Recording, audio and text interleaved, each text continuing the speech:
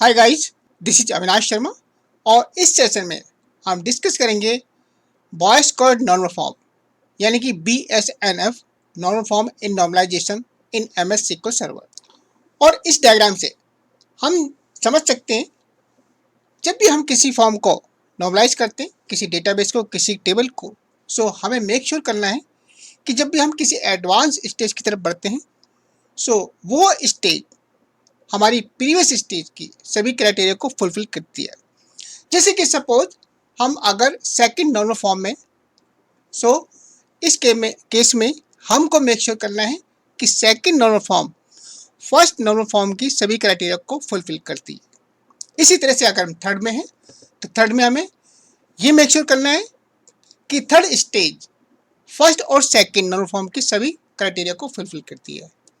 इसी तरह से BSNF हम डिस्कस करेंगे। BSNF यानी कि ये आपका एक एडवांस वर्जन है थर्ड नॉर्मल फॉर्म का।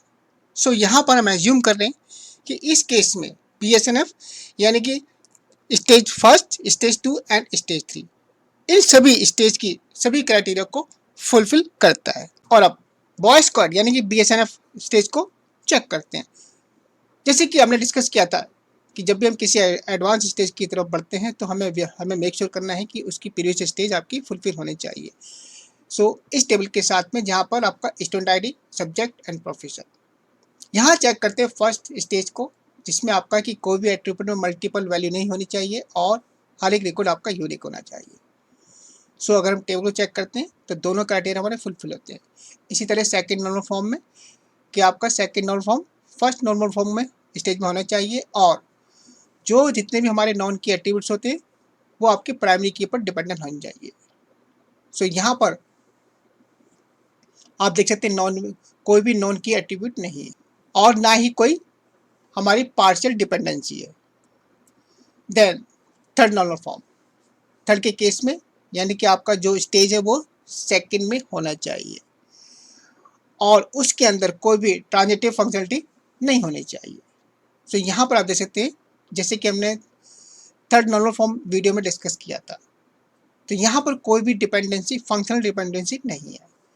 ये टेबल हमारा थर्ड नॉर्मल फॉर्म में है। और अब चेक करते हैं BSNF फोर्थ नॉर्मल फॉर्म। जैसे कि आप कंडीशन देख सकते हैं कि ये आपका थर्ड नॉर्मल फॉर्म का एक एडवांस वर्जन है और इसको चेक करने के लिए सबसे पहले हमारा टेबल थर्ड नॉर्मल फॉर्म में होने चाहिए। इसके बाद यहाँ पर ये कंपेरेटिवली आपका थर्ड नॉर्मल फॉर्म के थोड़ा स्ट्रिक्ट है।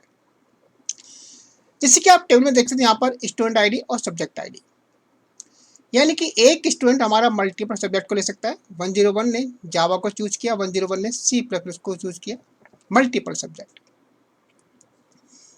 यहाँ पर इस डुप्लीकेट को यानी कि एक स्टूडेंट के डुप्लीकेट सब्जेक्ट को होने के लिए यहाँ पर एक डुप्लीकेट कंपोजिट की क्रिएट करी है, subject ID, student ID and subject.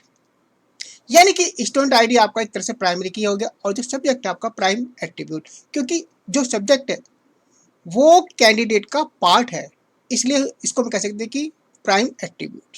इसी तरह से प्रोफेसर यानी कि मल्टीपल प्रोफेसर हमारे एक ही सब्जेक्ट को पढ़ा सकते हैं। जैसे कि आपका PR जावा, ये जावा को एंड देन PR2 सेम, यानी कि मल्टीपल प्रोफेसर हमारे सेम सब्जेक्ट को पढ़ा सकते हैं। यहाँ पर सब्जेक्ट के बेस पर हम प्रोफेसर की लिस्ट को सर्च कर सकते हैं। लेकिन यहाँ पर एक कंडीशन है कि अगर सब्जेक्ट हमारा डिपेंडेंट है प्रोफेसर के ऊपर, कौन सा प्रोफेसर किस सब्जेक्ट को पढ़ाता है। इस केस में हमारा जो प्रोफेसर है वो हमारा नॉन की एट्रीब्यूट है। BSNF फॉर्म का रूल ये है कि इस तरह के केस में हमारा जो प्रोफेसर है वो आपका नॉन की एट्रीब्यूट नहीं होना चाहिए, क्योंकि हमारा जो सब्जेक्ट है डिपेंडेंट है प्रोफेसर पर और सब्जेक्ट हमारा प्राइम एट्रीब्यूट है। बेसिकली सब्जेक्ट भी एक तरह का आपका एक की होनी चाहिए। सॉल्यूशन क्या है? सॉल्यूशन ये है कि यहाँ पर हमने स्टूडेंट टेबल को अलग कर दिया। स्टूडेंट के अंदर आपका स्टूडेंट आईडी और उसने यहाँ पर प्रोफेसर, यानी कि आपका 101 प्रोफेसर की आईडी और 101 यानी कि इस स्टूडेंट को 2 प्रोफेसर पढ़ाते हैं। और इसी तरह से यहाँ पर चेक करें यहाँ पर एक यूनिक आईडी क्रिएट की गई है, प्रोफेसर आईडी 1234, देन प्रोफेसर और आपका जावा। तो यहाँ पर हम यूनिकनेस यहाँ पर हम मेंटेन कर रहे हैं। सो इस तरह से हम टेबल को BSNF मोड में क्रिएट कर सकते हैं।